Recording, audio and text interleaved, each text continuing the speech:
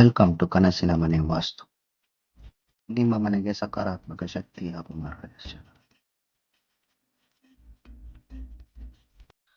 ನಿಮ್ಮ ಮನೆಗೆ ಯಾವ ರೀತಿ ಲಿಫ್ಟ್ ಹಾಕ್ಸಿದ್ರೆ ಉತ್ತಮ ಅಂತ ಈ ವಿಡಿಯೋದಲ್ಲಿ ತಿಳ್ಕೊಳ್ಳೋಣ. ಸೊ ಲಿಫ್ಟಲ್ಲಿ ಟೋಟಲ್ಲು 4 ಟೈಪ್ಸ್ ಆಫ್ ಲಿಫ್ಟ್ ಬರುತ್ತೆ. ಒಂದು ಗೇರ್ಡ್ ಟ್ರಾಕ್ಷನ್ ಲಿಫ್ಟ್ ಅಂತ ಕರೀತಾರೆ, ಅದು ಟ್ರೆಡಿಷನಲ್ಲು. ಇನ್ನೊಂದು ಹೈಡ್ರಾಲಿಕ್ ಲಿಫ್ಟು. ಸೊ ಇನ್ನೊಂದು ಟ್ರಾಕ್ಷನಲ್ಲಿ ಗೇರ್ಲೆಸ್ ಪ್ಲಸ್ MRL ಲಿಫ್ಟ್ ಅಂತಲೂ ಕರೀತಾರೆ. ಸೊ ಮತ್ತೊಂದು ವ್ಯಾಕ್ಯೂಮ್ ಲಿಫ್ಟ್ ಅಂತ ಕರೀತಾರೆ. ಟೋಟಲ್ 4 ಟೈಪ್ಸ್ ಆಫ್ ಲಿಫ್ಟ್ ಬರುತ್ತೆ. ಸೊ ಈ 4 ಟೈಪ್ಸ್ ಆಫ್ ಲಿಫ್ಟಲ್ಲಿ ನಮಗೆ ಮನೆಗೆ ಯಾವುದು ಉತ್ತಮ, ಸೊ ಯಾವ್ದು ಅಡ್ವಾಂಟೇಜ್ ಇದೆ, ಯಾವುದ್ರಲ್ಲಿ ಡಿಸಡ್ವಾಂಟೇಜ್ ಇದೆ, ಎಷ್ಟು ಪವರ್ ಕನ್ಸಂಪ್ಷನ್ ತಗೊಳುತ್ತೆ, ಲಿಫ್ಟ್ ಹೇಗೆ ವರ್ಕ್ ಆಗುತ್ತೆ ಅನ್ನೋದನ್ನ ಈ ವಿಡಿಯೋದಲ್ಲಿ ತಿಳ್ಕೊಳ್ಳೋಣ. ಮೊದಲನೇದು ಟ್ರೆಡಿಷನಲ್ ಟ್ರ್ಯಾಕಿಂಗ್ ಲಿಫ್ಟ್ ಹೇಗೆ ವರ್ಕ್ ಆಗುತ್ತೆ ಅಂತ ತಿಳ್ಕೊಳ್ಳೋಣ. ಸೊ ಇದರಲ್ಲಿ ಯಾವ ಥರ ವರ್ಕ್ ಆಗುತ್ತೆ ಅಂತಂದರೆ, ಈ ಲಿಫ್ಟಿಗೆ ಮಿನಿಮಮ್ ಹೆಡ್ ರೂಮ್ ಬೇಕಾಗುತ್ತೆ. ಸೊ ಕಂಟ್ರೋಲನ್ನು ಮಾಡೋದಕ್ಕೆ ಹೆಡ್ ರೂಮ್ ಬೇಕಾಗುತ್ತೆ. ಅಗೇನ್ ಇದು ಬೆಲ್ಟಿಂದ ವರ್ಕ್ ಆಗೋದು. Again footing minimum 5 feet footing ಬೇಕಾಗುತ್ತೆ. ಪ್ಲಸ್ ಇದಕ್ಕೆ 3 ಫೇಸ್ ಪವರ್ ಕನ್ಸಂಪ್ಷನ್ ತಗೊಳುತ್ತೆ. ಸೊ ಎರಡನೇದು ಹೈಡ್ರಾಲಿಕ್ ಲಿಫ್ಟ್ ಟೈಪ್ ಬರುತ್ತೆ. ಸೊ ಇದು ಹೇಗೆ ವರ್ಕ್ ಆಗುತ್ತೆ ಅಂತಂದರೆ, ಪ್ರೆಷರ್ ಪ್ರಿನ್ಸಿಪಲಿಂದ ವರ್ಕ್ ಆಗುತ್ತೆ. ಸೊ ಆ್ಯಕ್ಚುಲಿ ಥ್ರೂ ಆಯಿಲಿಂದ ಪ್ರೆಷರ್ ಕ್ರಿಯೇಟ್ ಮಾಡಿ ಸೊ ಮೋಟಾರ್ನ ಲಿಫ್ಟ್ ಮಾಡೋದಕ್ಕೆ ಲಿಫ್ಟ್ ಮಾಡೋ ಮೆಕಾನಿಸಮ್ನ ಯೂಸ್ ಮಾಡಿರ್ತಾರೆ.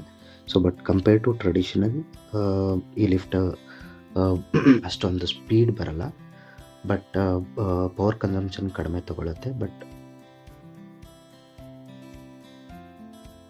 ಥರ್ಡ್ ಬಂದು MRL ಲಿಫ್ಟ್ ಅಂತ ಬರುತ್ತೆ. ಇದು ಕೂಡ more effective. So capacity and speed ಕೂಡ ಇರುತ್ತೆ. ಬಟ್ ಕಂಪೇರ್ ಟು ಟ್ರೆಡಿಷನಲ್ ಇದರಲ್ಲಿ ಅಡ್ವಾಂಟೇಜ್ ಏನಂತಂದರೆ, ಸೊ ನಿಮಗೆ ರೂಮ್ ಲೆಸ್ ಬರುತ್ತೆ. So that is called MRL. So machine room less. So ಇದರಲ್ಲಿ ನಿಮಗೆ ಹೆಡ್ ರೂಮ್ ಬೇಕಾಗೋದಿಲ್ಲ. ಸೊ ಇದರಲ್ಲಿ ಜಸ್ಟ್ ಸ್ಮಾಲ್ ಪಿಟ್ ಬಫರ್ಸ್ ಬೇಕಾಗುತ್ತೆ. ಒಂದು 2.5 ಫೀಟ್ ಬಫರ್ ಇದ್ರೂ ಸೊ ಈ ಲಿಫ್ಟಿಗೆ ನಡೆಯುತ್ತೆ.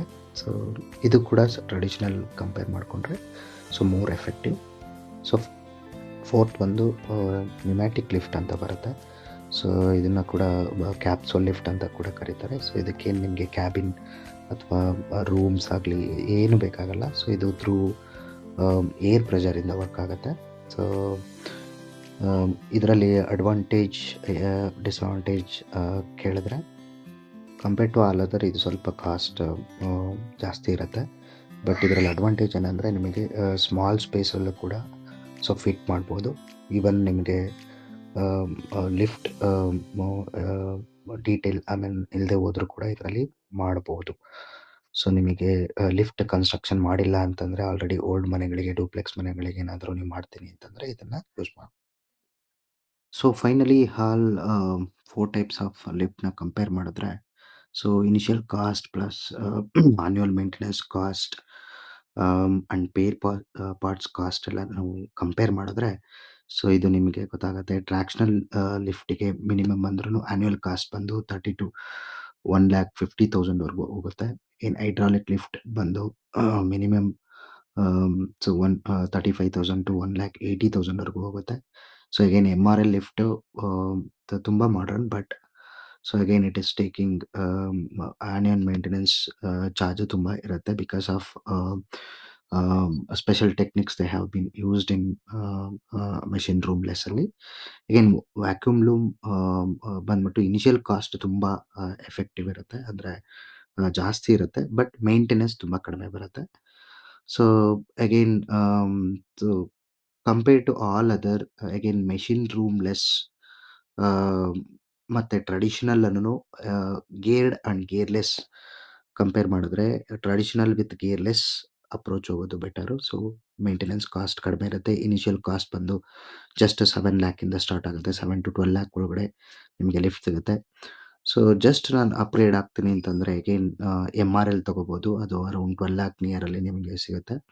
ಸೊ 12 ಲ್ಯಾಕ್ ರುಪೀಸಲ್ಲಿ ನಿಮಗೆ ಲಿಫ್ಟ್ ಸಿಗುತ್ತೆ. ಪ್ಲಸ್ ಸ್ವಲ್ಪ ಮೇಂಟೆನೆನ್ಸ್ ಕಾಸ್ಟ್ ಅಡಿಷ್ನಲ್ ಬರ್ಬೋದು. But compare to speed and all other stuff MRL ಎಮ್-ಆರ್-ಎಲ್ ಬಂದು ತುಂಬ ಚೆನ್ನಾಗಿರುತ್ತೆ. So my suggestion is go for traditional gearless or MRL. Thanks for watching.